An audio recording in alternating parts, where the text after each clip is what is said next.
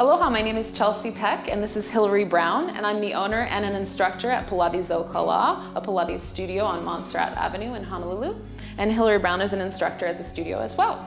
We're going to do the Pilates side leg series, so a couple of exercises that are great for toning your hips and glutes. Who doesn't want that? Because in Hawaii it's bikini season 12 months out of the year. So let's get started. We're going to start with the front back exercise.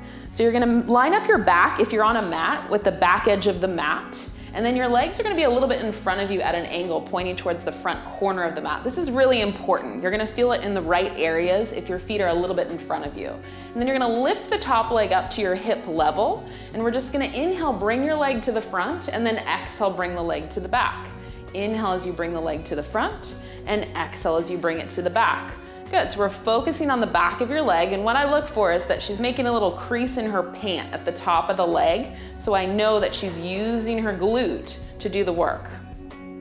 Good, we can do about 5 to 8 of these. Let's try 2 more. Squeezing the glute to the back.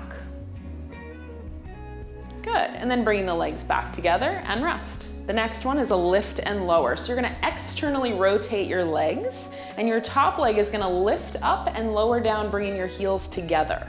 So think about relaxing or floating your leg up, and when you lower it down with control. Squeeze and make the work be on the lower part of the exercise. This will get your glute working a little bit more, and the top of your leg working a little bit less.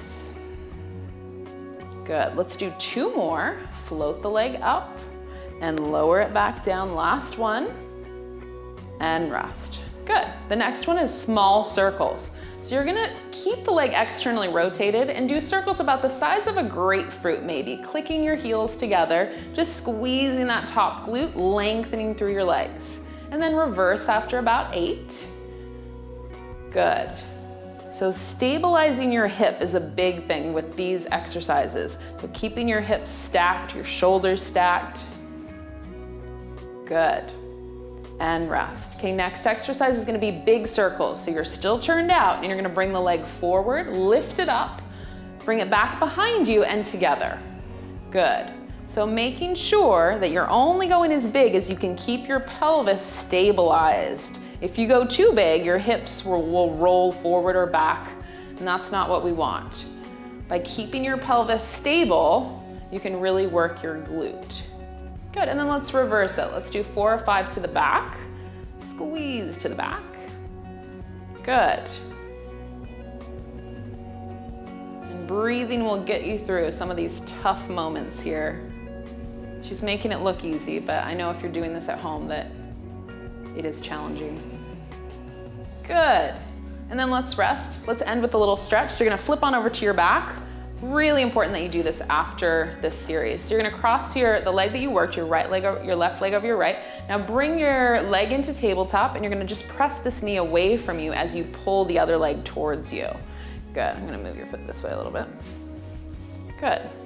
So if you have someone to help you, or if you have a wall, you can put your foot up against the wall. Otherwise, you're just stretching that hip that you worked.